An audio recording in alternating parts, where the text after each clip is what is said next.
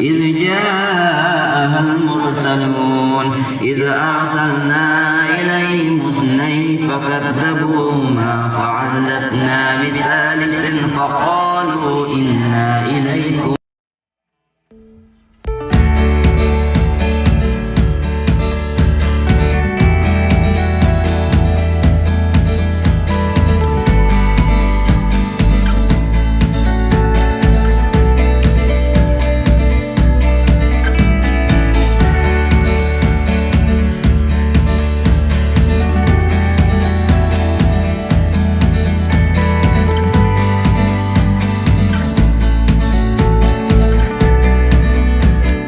Assalamualaikum warahmatullahi wabarakatuh. Salam dan bahagia. Perkenalkan, nama saya Suci Lestari Dewi, calon guru penggerak Angkatan 11 Kabupaten Aceh Selatan.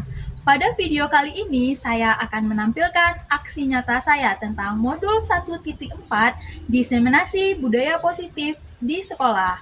Nah, diseminasi ini saya laksanakan pada sekolah tempat saya mengajar, yaitu SMA Negeri Kota Bahagia. Selamat menyaksikan dan terima kasih.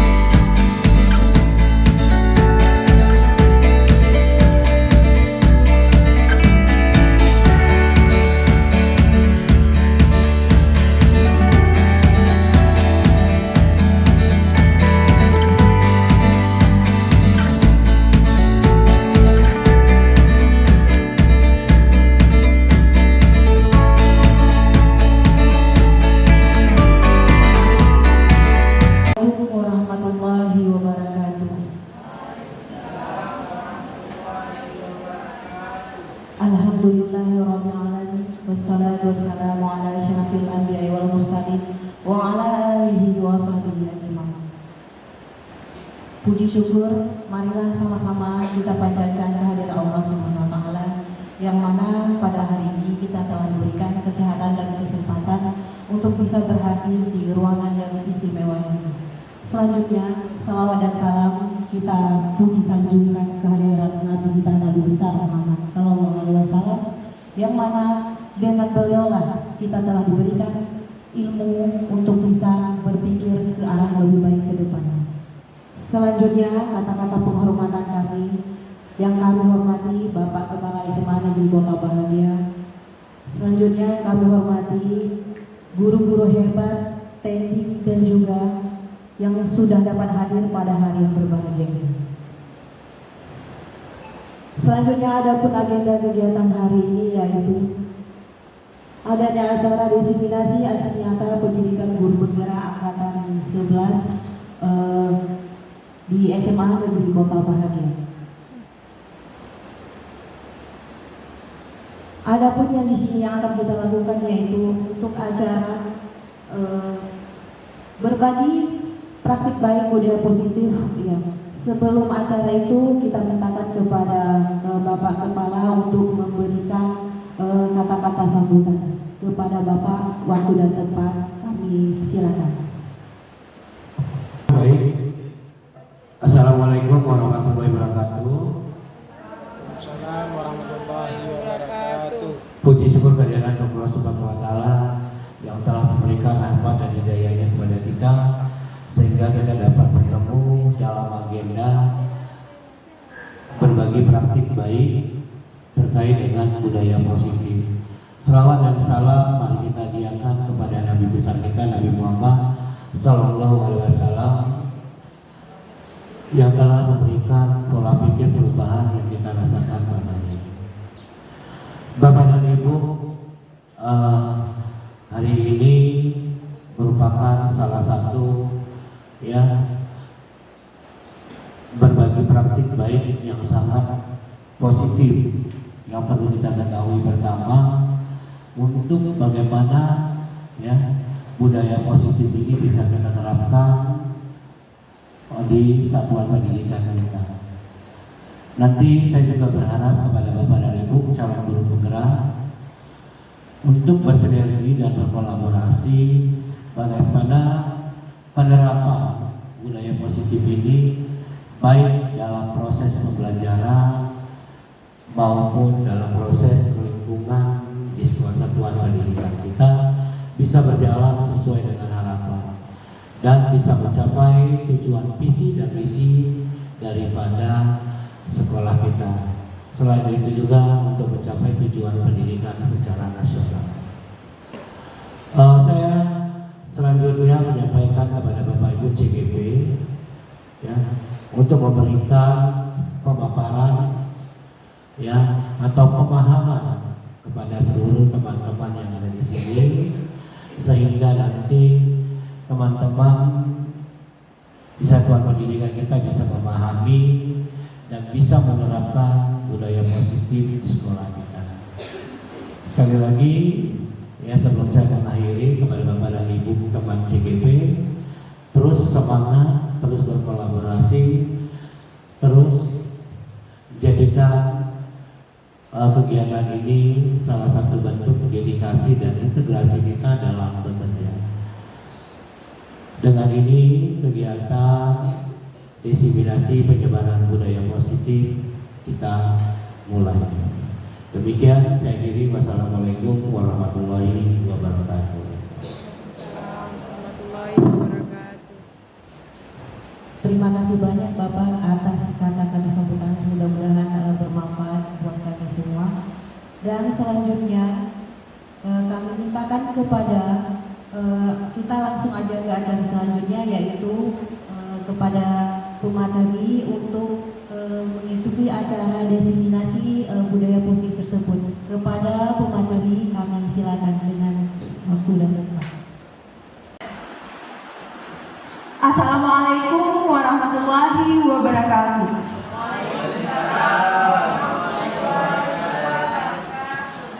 Terima kasih saya ucapkan kepada Ibu Moderator yang sudah mempersilahkan saya untuk mempresentasikan aksi nyata modul 1.4 diseminasi budaya positif.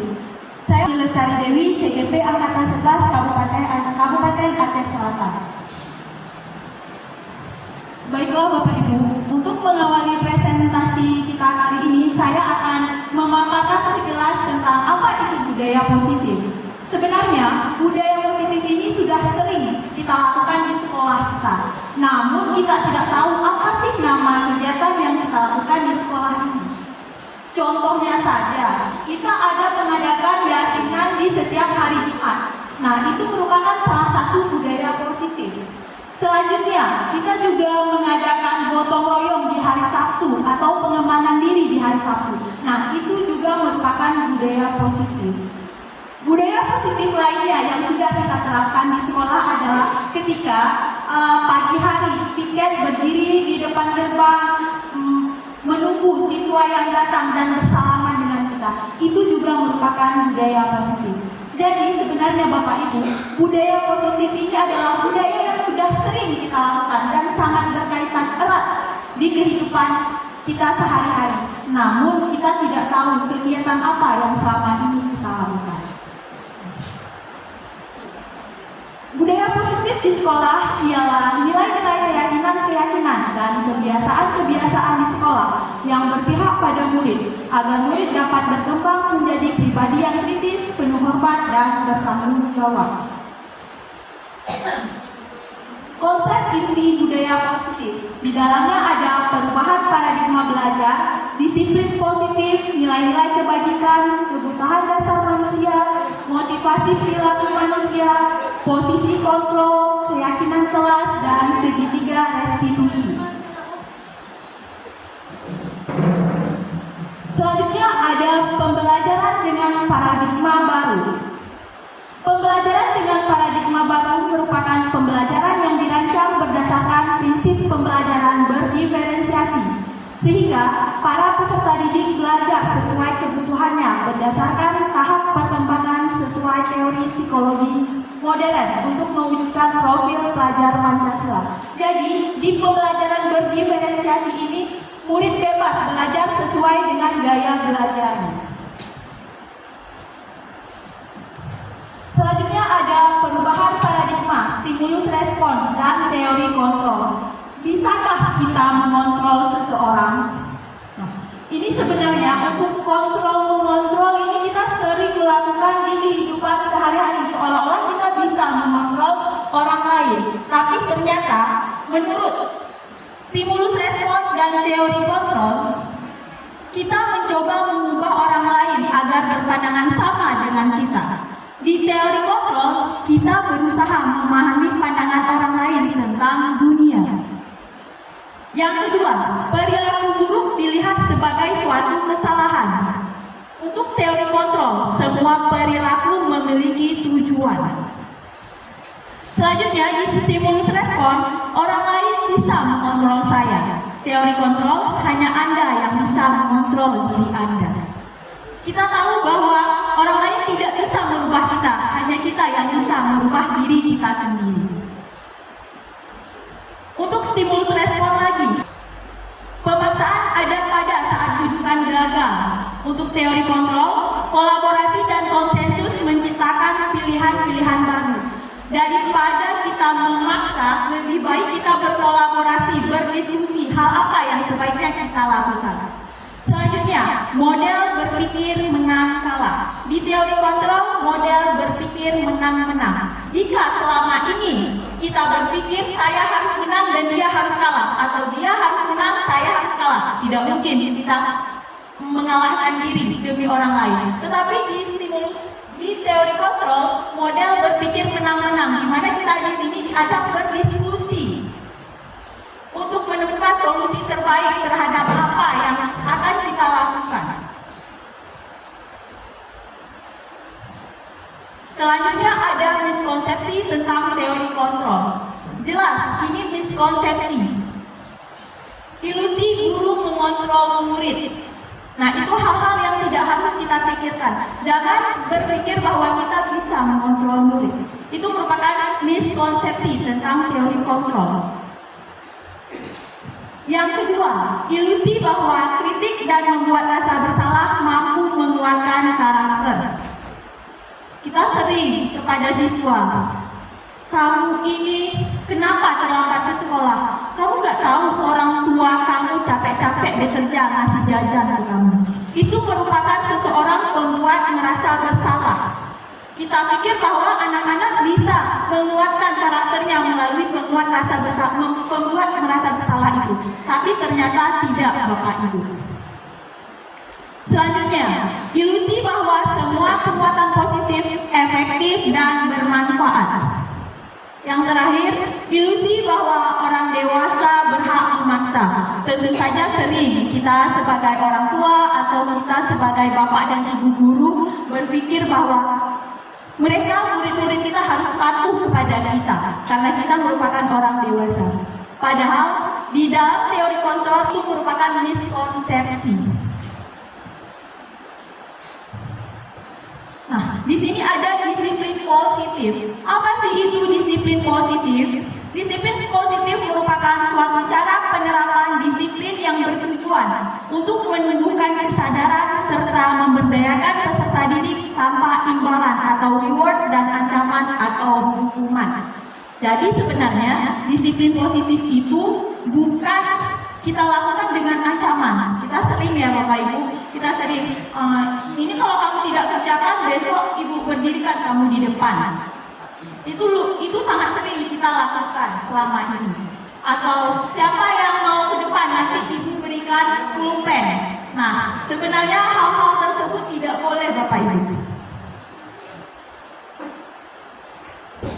Disiplin positif. Dalam budaya kita, makna kata disiplin telah berubah menjadi sesuatu yang dilakukan seseorang pada orang lain untuk mendapatkan kepatuhan. Kita cenderung menghubungkan kata disiplin dengan ketidaknyamanan. Merupakan salah satu pendekatan disiplin diri yang memampukan seseorang untuk mengontrol perilakunya dalam kesadaran dan bertanggung jawab atas tindakannya sebagai wujud menghormati diri sendiri dan orang lain. Sebagai pendidik, tujuan kita adalah menuntun murid untuk memiliki disiplin diri sehingga mereka bisa berperilaku yang mengacu pada nilai-nilai kebajikan universal dan memiliki motivasi intrinsik bukan ekstrinsik. Selanjutnya ada pendekatan disiplin positif. Tidaklah tentang anak atau peserta didik secara langsung, tetapi tentang diri dan cara kita sendiri, baik sebagai orang tua, guru, ataupun orang dewasa yang memberikan dampak dan pengaruh positif kepada anak atau peserta didik. Pendekatan disiplin positif merupakan kemampuan individual pendidik untuk membina dan mendidik peserta didik secara individual ataupun secara kelompok. Pendekatan secara individual atau kelompok perlu mendapatkan dukungan kebijakan sekolah dan peran serta pemangku kepentingan sekolah. Jadi Bapak Ibu, untuk menerapkan disiplin positif ini, guru tidak bisa bekerja sendiri. Misalnya, guru mata pelajaran ingin menerapkan disiplin positif, tapi hanya bekerja sendiri. Itu tidak bisa dilakukan tanpa ada dukungan kepala sekolah dan seluruh warga sekolah yang ada di sekolah tersebut. Berikutnya ada nilai-nilai kebajikan universal.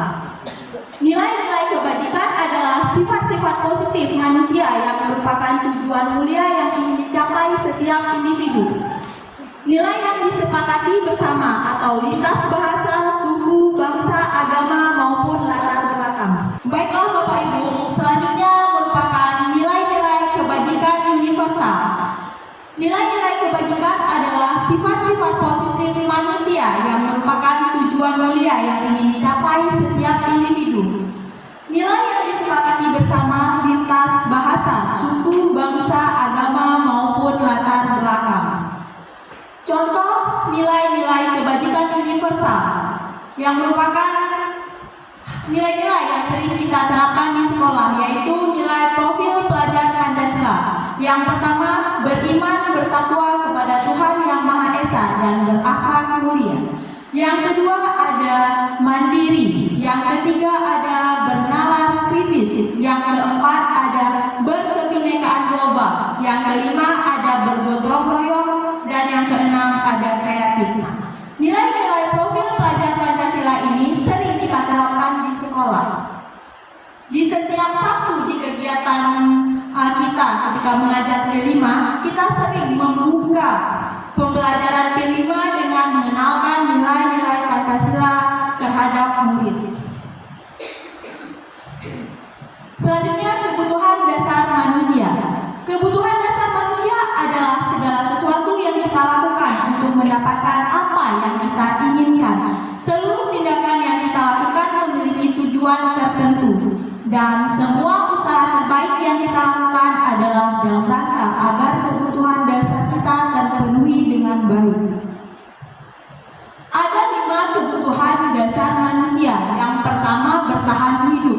Jelas, dalam kita bekerja untuk mendapatkan sesuatu, untuk membeli makanan, kita mencoba untuk bertahan hidup. Membeli pakaian, kita mencoba untuk bertahan hidup dalam cuaca panas maupun hujan. Yang kedua, kasih sayang dan rasa diterima. Kasih sayang dan rasa diterima ini sering kita butuhkan, baik itu di keluarga maupun di sekolah, di mana murid butuh perhatian kita, butuh kasih sayang mereka. Jika nilai kebutuhan ini, kasih sayang dan rasa diterima ini tidak ada, tidak diberikan kepada kita, maka perasaan apa yang kita rasakan? Sedih. Kita akan merasa sedih, kita merasa dikucilkan. Selanjutnya, penguasaan. Lumrah jika kita manusia biasa punya rasa ingin berkuasa, ingin menguasai diri kita sendiri. Selanjutnya ada nilai kebebasan. Nah, nilai kebebasan ini tidak bisa dipungkiri, kita semua ingin bebas. Jujur saja sebenarnya kita tidak ingin terikat, baik dengan orang lain ataupun terkadang kita tidak ingin terikat dengan diri kita sendiri. Ketika diri kita sendiri berpikir bahwa besok saya harus bangun pagi, kita ingin bebas. Tidak, saya ingin bangun jam 10 besok. Hal-hal mengenai kebebasan ini merupakan kebutuhan dasar yang lumrah dimiliki oleh manusia. Selanjutnya ada kesenangan. Jelas ya, bertahan hidup, kasih sayang dan rasa diterima, penguasaan, kebebasan akan membuat kita senang. Itu merupakan kesenangan. Bahkan hal-hal negatif yang kita lakukan itu untuk kita mendapatkan kesenangan. Coba Bapak Ibu sekali-kali tanya kepada murid, kenapa kalian berbuat seperti ini? Tak jarang kita temui bahwa anak-anak akan menjawab, saya suka Bu, saya senang Bu, saya jadi bahagia melakukan itu. Hal itu memang lumrah terjadi kepada kita. Tapi mari kita menggiring murid-murid kita, orang-orang terdekat kita untuk melakukan kesenangan dalam bentuk-bentuk lebih positif. Nah, motivasi perilaku manusia. Yang pertama, untuk menghindari ketidaknyamanan dan hukuman. Terkadang kita datang cepat itu bukan karena ingin dari diri kita sendiri, tapi kita takut ditegur. Kita takut rekan-rekan kita melihat kita dengan pandangan yang berbeda. Kita merasa tidak nyaman. Oleh karena itu kita datang pagi-pagi atau kita masuk ke dalam kelas. Terkadang saya sebenarnya 2 menit lagi pengen berleha-leha, tapi takut ditegur, nanti saya masuk sekarang lah. Tidak ada hal yang motivasi dalam diri kita sendiri. Yang kedua, untuk mendapatkan imbalan atau penghargaan atau reward dari orang lain. Kita menganggap yang bahwa kalau misalnya nanti saya datang cepat, pasti akan ada yang memuji saya. Yang ketiga, untuk menjadi orang yang mereka inginkan dan menghargai diri sendiri dengan nilai-nilai yang mereka percaya. Ini merupakan perbedaan antara hukuman, konsekuensi, restitusi. Hukuman itu tidak direncanakan, bersifat satu arah. Murid tidak tahu apa yang akan terjadi. berupa hukuman fisik dan psikis. Yang kedua, ada konsekuensi. Terencana sesuai aturan, murid tetap dibuat tidak nyaman. Sikap guru memonitor murid, hukuman sesuai aturan. Selanjutnya ada restitusi. Terencana sesuai langkah restitusi bersifat dua arah. Guru menciptakan kondisi nyaman pada murid. Selanjutnya perbedaan hukuman dan konsekuensi. Jika hukuman sesuatu yang menyakitkan harus terjadi, membuat anak sakit fisik maupun hati untuk jangka waktu lama. Anak membenci kedisiplinan, paksaan, mendorong anak menyakiti diri sendiri, konsep diri yang buruk. Anak belajar untuk menyembunyikan kesalahan, marah, rasa bersalah, dipermalukan, merasa tidak dihargai. Sedangkan konsekuensi, sesuatu harus terjadi, membuat anak merasa tidak nyaman dalam jangka waktu pendek. Anak menghargai disiplin, stimulus, dan tanggapan, mendorong anak agar mudah menyesuaikan diri, konsep diri yang baik. Anak belajar untuk mematuhi peraturan, kehilangan hak, dibuat tidak nyaman, diasingkan untuk sementara atau time out. Nah, selanjutnya ada 5 posisi kontrol guru. Di sini ada sebagai penghukum, pembuat merasa bersalah, teman, pemantau, manajer. Sebelum saya menjelaskan lebih lanjut, saya ingin bertanya dulu kepada Bapak Ibu. Kira-kira menurut Bapak Ibu selama ini posisi kontrol mana yang sudah Ibu lakukan? Sebelum Bapak Ibu mengetahui bahwa ada di posisi kontrol guru. Penghukum. Oke, mari kita lihat. Di sini ada 5 posisi kontrol: motivasi, identitas gagal, identitas berhasil atau sukses, identitas berhasil sukses atau kontrol diri. Guru berbuat, penghukum, menghardik, menunjuk-nunjuk, menyakiti, menyindir. Nah, apa dampak pada murid? Murid mengulangi kesalahannya. Selanjutnya ada pembuat merasa bersalah, berceramah dan mengatakan seharusnya, ibu kecewa. Apa dampak pada murid? Merasa rendah diri. Selanjutnya ada teman, membuat alasan-alasan untuk muridnya. Dampak pada murid lemah, tidak mandiri. Keempat ada pemantau, menghitung dan mengukur. Dampak pada murid, menitik beratkan pada sanksi atau hadiah untuk dirinya. Nah, yang kelima ada posisi sebagai manajer, mengajukan pertanyaan-pertanyaan. Dampak pada murid, mengevaluasi diri, bagaimana cara memperbaiki diri. Jadi di posisi manajer ini, anak diarahkan untuk menyadari kesalahannya dan menemukan solusi terhadap permasalahan yang telah dibuat. Selanjutnya, tadi pertanyaan ini sebenarnya sudah pernah saya tanyakan. Namun sebelum saya menjelaskan ada 5 posisi kontrol guru. Sekarang jika ditanya kembali, di mana posisi ibu bapak sebelum belajar modul disiplin positif? Penghukum. Oke. Bagaimana perasaan bapak ibu saat itu ketika menghukum murid-murid kita? Tidak tega. Sekarang di mana posisi bapak ibu berada? Manajer. Bagaimana perasaan bapak ibu setelah melakukan kontrol guru dengan posisi manajer? Bagaimana perasaannya? Senang dan juga tenang ya, karena kita tidak menghakimi secara sepihak murid kita. Next. Contoh 5 posisi kontrol. Penghukum, hormat bendera 1 jam, keliling lapangan 30 kali, push up 100 kali. Pembuat merasa bersalah, berapa kali ibu harus bilang, kamu selalu mengecewakan ibu, kamu selalu seperti ini. Yang ketiga, teman, ayo dong bantu ibu kali ini. Ya sudah, kali ini nggak apa-apa, besok jangan diulangi ya. Yang keempat, pemantau, kamu sudah melanggar aturan, maka kamu wajib untuk membeli atribut sekolah, pulang ambil buku atau tugas. Manajer, apakah kamu mengetahui kesalahanmu? Kira-kira bagaimana kamu memperbaiki kesalahan yang telah kamu perbuat? Selanjutnya, keyakinan kelas.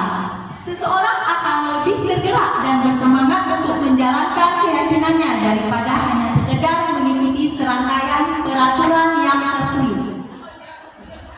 Pembentukan keyakinan kelas yang pertama bersifat abstrak berupa kalimat positif sedikit saja agar mudah diingat sesuai dengan kondisi kelas dan sekolah. Yang kelima melibatkan semua warga kelas dan warga sekolah. Bagaimana membuat keyakinan kelas? Yang pertama sama seperti yang telah dijelaskan tadi bahwa lebih abstrak dari peraturan berupa pernyataan universal. Dibuat dalam bentuk kalimat positif sedikit saja agar mudah diingat sesuai dengan kondisi kelas dan sekolah agar mudah diterapkan. Selanjutnya yang terakhir, semua warga kelas atau sekolah dilibatkan saat membuat. Tentukan keyakinan dari peraturan berikut. Nah, ini merupakan keyakinan dari peraturan-peraturan. Selalu kembalikan buku ke tempatnya, merupakan tanggung jawab. Dilarang mengganggu orang lain, menghormati orang lain. Hadir di sekolah 15 menit sebelum pembelajaran dimulai, menghormati orang lain dan berkomitmen. Dilarang melakukan kekerasan, keselamatan, menghormati orang lain. Dilarang menggunakan narkoba, kesehatan, bergantian atau menunggu giliran, menghormati orang lain dan bersabar. Gunakan masker, kesehatan dan keselamatan. Jangan berlari di kelas atau koridor, keselamatan dan keamanan. Selanjutnya, ada segitiga restitusi. Suatu proses dialog yang dijalankan oleh guru agar dapat menghasilkan murid yang mandiri dan bertanggung jawab. Nah, segitiga restitusi ini Bapak Ibu berkaitan erat dengan posisi kontrol guru sebagai manajer. Validasi tindakan yang salah, menanyakan keyakinan, menstabilkan identitas. Ini merupakan hal-hal yang ada di dalam segitiga restitusi. Baik Bapak Ibu, untuk menjalankan segitiga restitusi itu, hal yang pertama yang harus kita lakukan adalah menstabilkan identitas dengan cara menanyakan atau mengatakan, setiap orang pasti pernah melakukan kesalahan. Kamu bukan satu-satunya yang pernah melakukan ini. Selanjutnya ada validasi tindakan yang salah. Kamu tentu punya alasan mengapa melakukan itu. Adakah cara yang lebih efektif untuk mendapatkan apa yang kamu butuhkan? Selanjutnya, yang terakhir, menanyakan keyakinan. Keyakinan kelas apa yang telah kita sepakati? Kamu ingin menjadi orang yang seperti apa? Dengan melakukan segitiga restitusi ini, kita membuat anak-anak berpikir terhadap kesalahannya dan mampu menemukan solusi terhadap apa yang telah dilakukan. Menstabilkan identitas. Bagian dasar dari segitiga bertujuan untuk mengubah identitas anak dari orang yang gagal karena melakukan kesalahan menjadi orang yang sukses. Anak yang melanggar peraturan karena sedang mencari perhatian adalah anak yang sedang mengalami kegagalan. Dia mencoba untuk memenuhi kebutuhan dasarnya, namun ada benturan. Kalau kita mengkritik dia, maka kita akan tetap membuatnya dalam posisi gagal. Kalau kita ingin ia menjadi reflektif, maka kita harus meyakinkan si anak dengan cara mengatakan kalimat-kalimat yang sudah saya jelaskan di awal. Selanjutnya, validasi tindakan yang salah. Menurut teori kontrol, semua tindakan manusia baik atau buruk pasti memiliki maksud atau tujuan tertentu. Seseorang guru yang memahami teori kontrol pasti akan mengubah pandangannya dari teori stimulus respon ke cara berpikir proaktif yang mengenali tujuan dari setiap tindakan. Kita mungkin tidak suka sikap seorang anak yang terus-menerus merengek, tapi bila sikap itu mendapat perhatian kita, maka itu telah memenuhi kebutuhan anak tersebut. Jangan lupa Bapak Ibu, di awal saya sudah menjelaskan bahwa ada kebutuhan manusia, hal-hal dasar yang dibutuhkan oleh manusia. Salah satunya adalah kasih sayang, ingin diperhatikan. Next Pak. Selanjutnya ada menanyakan keyakinan. Teori kontrol menyatakan bahwa kita pada dasarnya termotivasi secara internal ketika identitas sukses telah tercapai dan tingkah laku yang salah telah divalidasi. Maka anak akan siap untuk dihubungkan dengan nilai-nilai yang dia percaya saya dan berpindah menjadi orang yang Dia inginkan. Next. Nah, ini Bapak Ibu, saya akan menampilkan sebuah video restitusi, segitiga restitusi yang sudah saya lakukan di sekolah kita.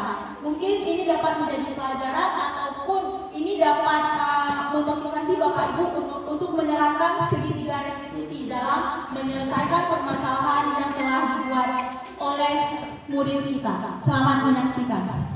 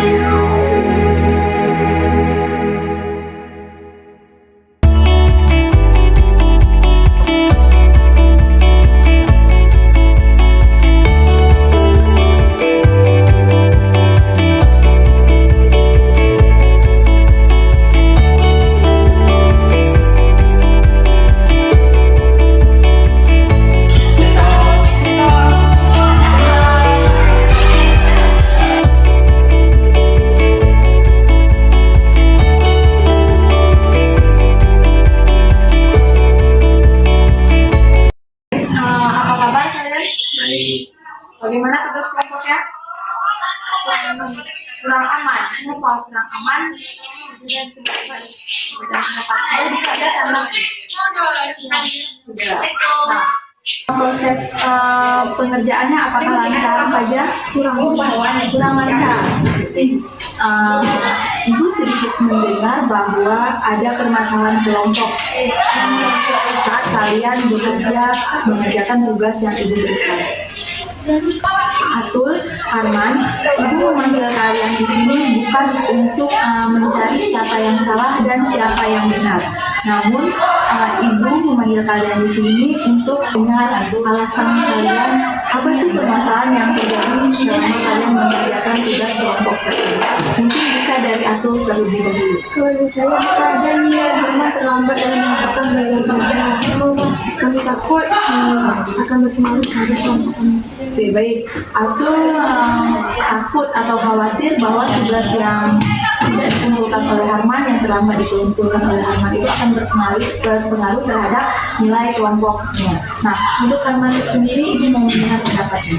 Aku terlalu mengatur, Bu, sehingga saya sulit untuk melakukan pendapat saya sendiri. Oke, bagi Harman merasa bahwa Atul terlalu mengatur sehingga Harman susah untuk mengeluarkan ide-idenya sendiri. Menurut kalian, apa solusi dari permasalahan yang ada pada kelompok kalian ini? Solusi dari saya membagi tugas dan memberikan jeda waktu untuk mengumpulkan. Oke, membagi tugas dan memberikan jeda waktu untuk mengumpulkan, itu solusi dari Atul. Bagaimana dengan solusi dari Harman? Solusi dari saya, Bu, membuat kesempatan kelas dan tidak menghargai pendapat seseorang. Baik ya, sangat bagus sekali solusinya. Yang satu mengatakan bahwa kita harus memberikan jeda waktu kepada teman-teman untuk mereka menuangkan ide mereka dan mengumpulkan masing-masing bagian dari kelompok mereka. Dan menurut Harman, kalian perlu membuat keyakinan kelas atau kesepakatan kelas untuk saling menghargai pendapat orang lain. Baik, terima kasih. Berarti kalian setuju dengan solusi tersebut? Berarti kalau setuju silahkan bersalaman. Baik, silakan kerjakan tugas kelompok itu dengan baik dan kumpulkan secara tepat waktu. Selesaikan perselisihan pendapat ini sehingga nilai yang kalian dapatkan bisa sesuai harapan kalian. Akan kembali ke kelas. Assalamualaikum warahmatullahi wabarakatuh. Kami ucapkan terima kasih kepada Bu Suci karena telah menyelesaikan permasalahan yang ada dalam kelompok kami.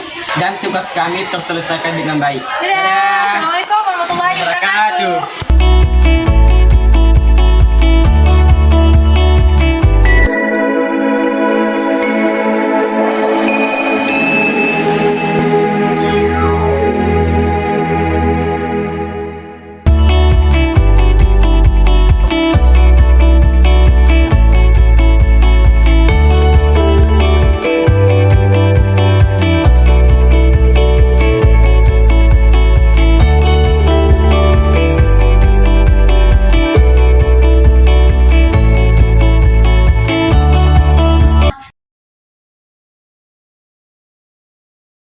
Ki? Baik Bu, Pembelajaran di dalam kelas lancar.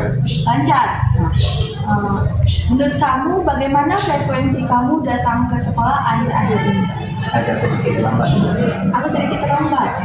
Kamu tahu kenapa ibu panggil kamu ke sini? Tidak. Menurut dengan apa yang kamu sebutkan sebelumnya tadi agak sedikit terlambat datang ke sekolah, ibu perhatikan bahwa kamu akhir-akhir ini memang sering datang terlambat ke sekolah. Ibu panggil kamu ke sini bertujuan untuk mengetahui apa sih alasan kamu sehingga terlambat datang ke sekolah. Apakah ada permasalahan yang terjadi di rumah? Keseringan bergadang dan main game Bu, makanya tidak. Ibu tidak menyalahkan kamu terhadap bahwa kamu sedang bermain game dengan suka-sukanya bermain game. Apa alasan kamu mengorbankan waktu sekolah kamu dengan bermain game? Karena saya suka bermain game. Kamu suka bermain game. Nah, ibu tidak menghalangi kamu untuk bermain game. Kamu tidak salah mengenai sesuatu hal. Cuma silakan diatur waktunya. Kapan kamu harus bermain game dan kapan harus kamu mengatur waktu di sekolah tepat waktu. Untuk kasus kamu ini, ibu ingin bertanya apa yang harus kamu lakukan dan solusi apa yang akan kamu berikan agar kesukaan kamu tetap bisa kamu jalankan dan ke sekolah tetap kamu bisa tepat waktu. Tidur lebih cepat. Dengan tidur lebih cepat. Bagaimana dengan game tadi? Banyak game kurang game. Oke, dengan memperbanyak mengurangi bermain game. Apa yang harus kalian lakukan agar tidak datang terlambat? Membuat kesepakatan kelas Membuat kesepakatan kelas tentang jangan terlambat. membuat kesepakatan kelas tentang jangan terlambat datang ke sekolah atau tidak hadir tepat waktu ya. Baik, apakah kamu setuju dengan apa yang kamu sampaikan tadi? Sudah yakin akan datang tepat waktu dan melakukan solusi yang sudah kamu sebutkan tadi? Baik, kamu sudah menyebutkan solusinya dan menyebutkan permasalahannya. Ibu harap kamu akan datang tepat waktu mulai besok ya. Diperbaiki lagi bahwa sekolah itu menjadi hal yang utama dibandingkan yang lain. Terima kasih. Silakan kembali ke kelas.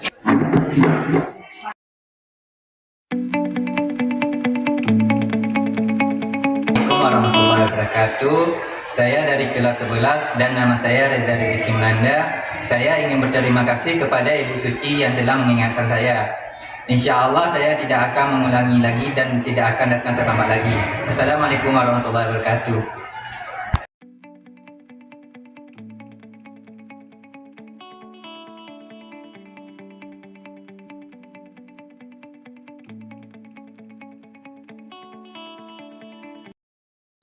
Nah, demikian Bapak Ibu, itu merupakan hasil dari segitiga restitusi yang sudah saya terapkan di sekolah kita.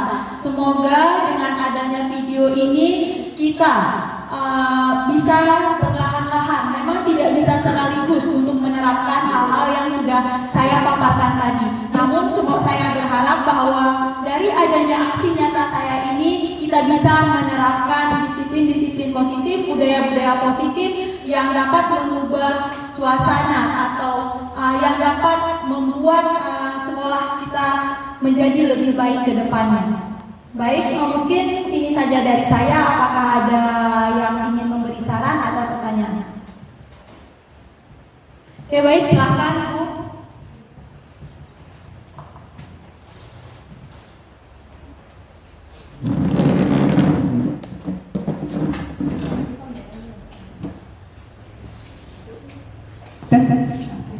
Assalamualaikum warahmatullahi wabarakatuh. Oke, terima kasih atas kesempatannya. Jadi di sini saya ingin bertanya tentang 5 posisi kontrol. Ya, boleh Bapak tolong slide-nya di 5 posisi kontrol.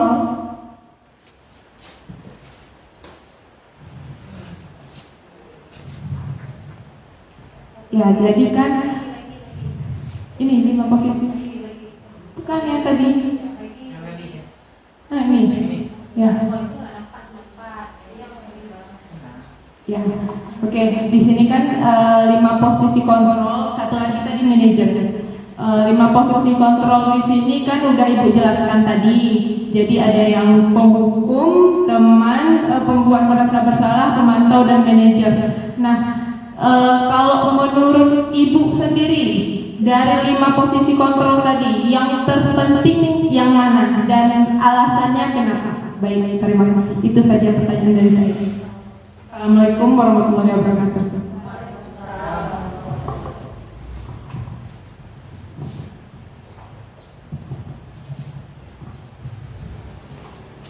Baik, terima kasih saya ucapkan kepada Bu Lapsa atas pertanyaannya. Nah, tentu saja dari tadi ketika saya menjelaskan tentang disiplin positif, posisi kontrol guru, kita berpikir ini sebenarnya yang mana yang paling bagus tentang kelima posisi kontrol tersebut, karena biasanya saya melakukan posisi kontrol sebagai seorang teman ada, penghukum ada, bahkan sampai manajer.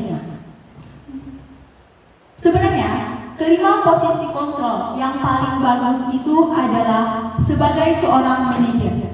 Saya tadi sudah memperlihatkan kepada Bapak Ibu bagaimana cara melakukan segitiga restitusi, di mana di posisi manajer ini berkaitan sekali dengan pelaksanaan segitiga restitusi.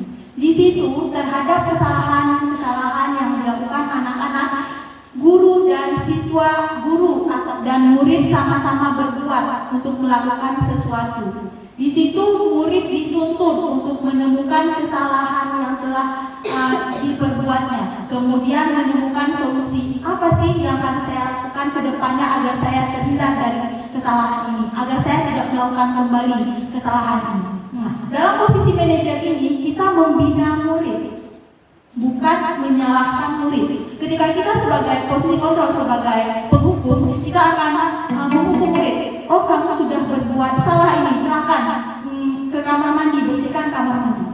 Berbanding terbalik dengan posisi sebagai manajer, kita mengajak anak-anak untuk berbicara, menyadari kesalahan yang telah diperbuat, kemudian menemukan solusi-solusi yang bagus yang akan diterapkan untuk perbaikan murid kita ke depannya. Demikian dari saya. Apakah ada pertanyaan lagi?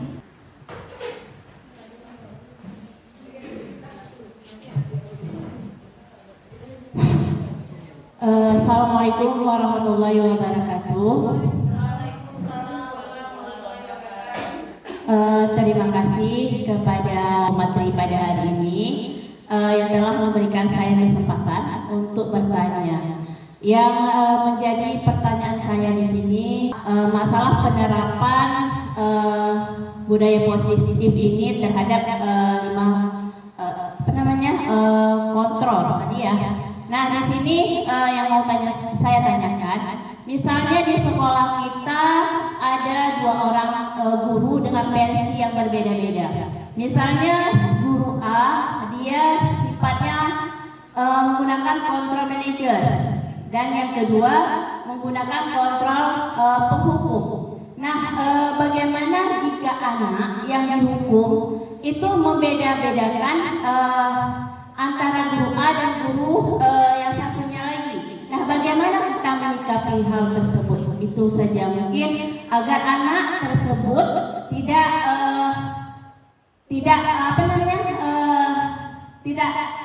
membanding-bandingkan antara guru A dengan guru B. Terima kasih.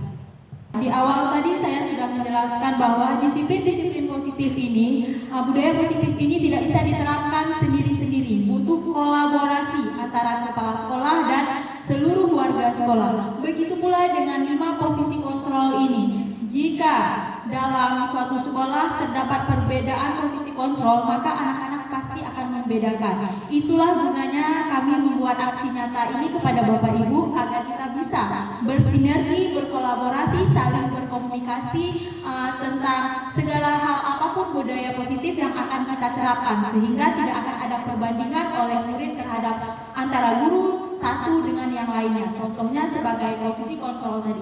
Jika kita sepakat untuk menerapkan posisi kontrol sebagai seorang manajer, maka kita harus sering berkomunikasi, berkolaborasi untuk menerapkan segitiga restitusi yang sudah pernah saya tayangkan tersebut. Baik, terima kasih. Saya akhiri. Assalamualaikum warahmatullahi wabarakatuh. Saya kembalikan kepada moderator. Jadi demikianlah hasil pemaparan dari pemateri tadi, yaitu tentang designasi budaya positif. Mudah-mudahan apa yang telah disampaikan menjadi suatu hal yang sebenarnya bukan suatu hal yang baru buat kita, tapi mungkin namanya saja yang belum tahu. Mudah-mudahan ke depan kita juga bersama-sama bisa menerapkan budaya positif di lingkungan sekolah. Seperti yang disampaikan pemateri tadi, bahwasanya pembiasaan budaya positif itu tidak bisa dikerjakan dengan sendiri, dengan individual, tapi harus tergerak dengan semua komunitas sekolah yang ada di sekolah kita ini. Mudah-mudahan kita semua, para dewan guru dan semua warga sekolah akan bisa mewujudkan disiplin positif dan akan mewujudkan budaya positif ke depannya. Sekian dari kami, mungkin ada kata-kata yang salah, kami mohon maaf, lebih dan kurang kami ucapkan Assalamualaikum warahmatullahi wabarakatuh.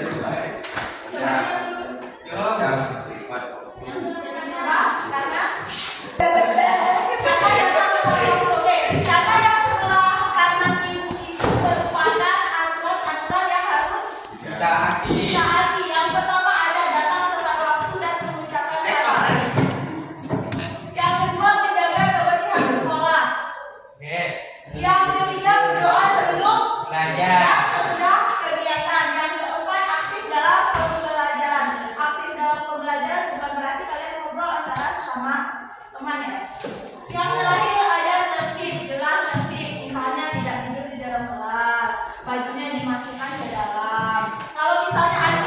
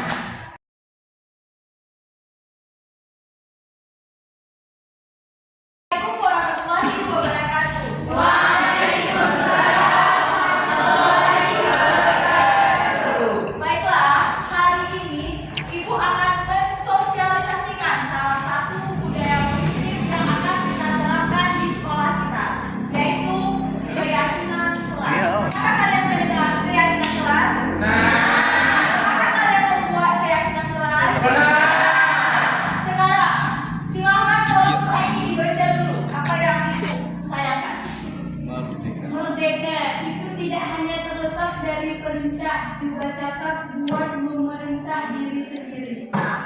Keyakinan kelas yang kita buat itu adalah keyakinan kita bersama, keyakinan kalian, keyakinan ibu, dan keyakinan diri sendiri.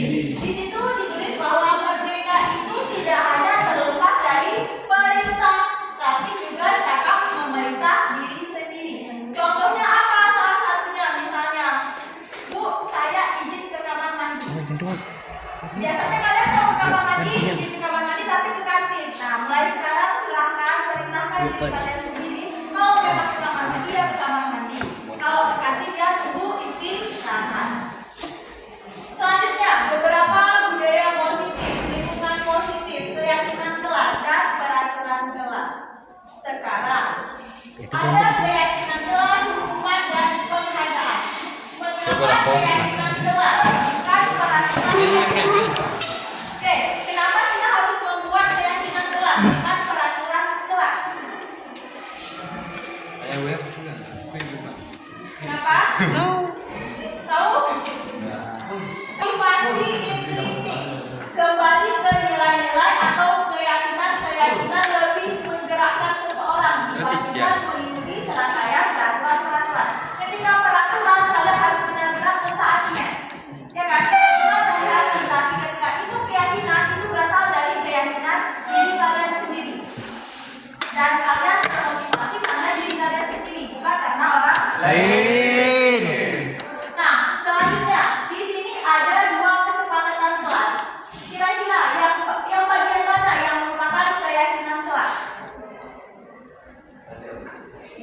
Setelah itu ada datang tepat waktu, mengucapkan salam, menjaga kebersihan sekolah, berdoa sebelum dan sesudah kegiatan, aktif dalam pembelajaran serta tertib. Di sampingnya, kami guru dan murid yang saling menyayangi, kami murid yang semangat belajar, kami murid yang peduli dengan teman-teman. Menurut kalian, yang mana yang merupakan keyakinan kelas? Yang A. Oke, kenapa? Kok bisa yang A? Silahkan dijelaskan. Kenapa yang A, Amir? Kenapa kamu pilih yang A? Karena kesepakatan yaitu keyakinan kita bersama. Karena tinggi sayang ibu. Karena kesepakatan kelas adalah keyakinan kita bersama. Selanjutnya peraturan.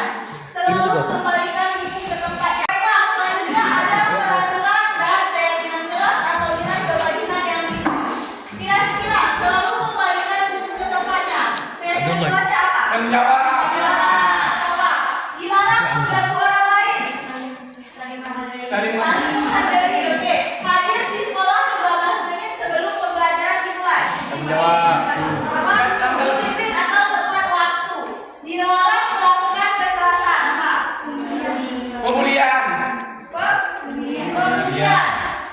Oke, ibu minta satu orang untuk menuliskan yang di sampingnya. Siapa yang mau maju menuliskan di sampingnya? Apa saja nilai kebajikan yang dengan kalian yakini? Sampingnya misalnya selalu kembalikan buku tempatnya. Itu nilai kebajikannya apa tadi? Tanggung jawab. Silakan ditulis tanggung jawab.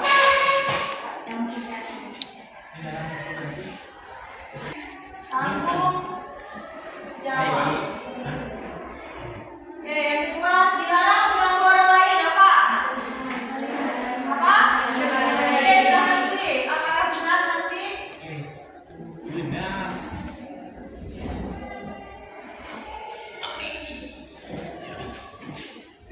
Hadir di sekolah 15 menit sebelum pembelajaran dimulai. Teratur. Tepat waktu atau apa? Oke, disiplin boleh, tepat waktu boleh.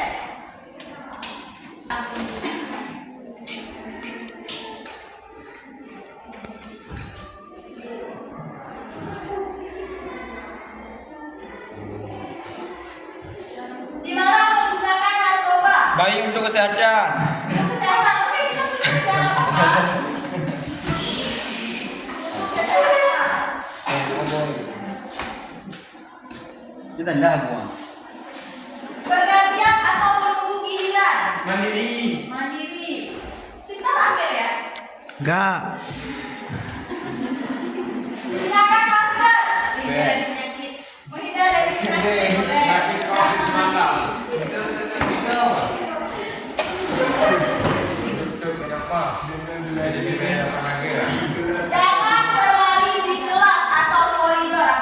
Mengganggu teman lagi belajar. Mengganggu apa? Ada. Oke, silakan tulis ada. Sama ada. Nah, sudah cukup? Cukup? Oke. Kita lihat apakah benar atau salah. Tanggung jawab, saling menghargai atau menghormati orang lain. Hadir di sekolah 15 menit sebelum pembelajaran, tepat waktu atau disiplin. Menghormati orang lain, komitmen pada tujuan. Dilarang melakukan kekerasan, keselamatan orang lain. Dilarang menggunakan narkoba atau untuk kesehatan, benar ya. Bergantian atau menunggu giliran, menghormati orang lain atau kesabaran. Gunakan masker untuk kesehatan. Jangan berlari di kelas atau koridor, keselamatan atau selanjutnya kita akan membuat kesepakatan kelas di kelas ini. Yang pertama, kira-kira adakah yang bisa mengajukan kesepakatan kelas yang pertama? Oke, silakan. Selalu menjaga kebersihan. Apakah semuanya setuju? Ya, selalu menjaga kebersihan. Selanjutnya, adakah? Oke, silakan. Disiplin dan tepat waktu. Ada lagi? Oke, Rafiji. Saling tolong menolong.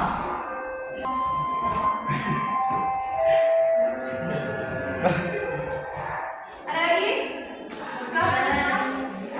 Berbicara dengan sopan.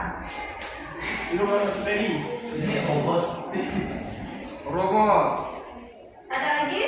Saling menghormati.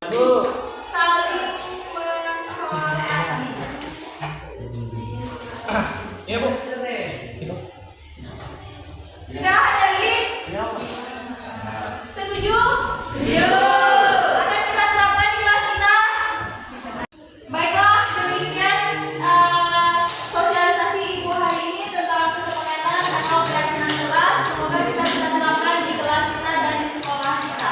Terima kasih atas kerjasamanya. Assalamualaikum warahmatullahi wabarakatuh.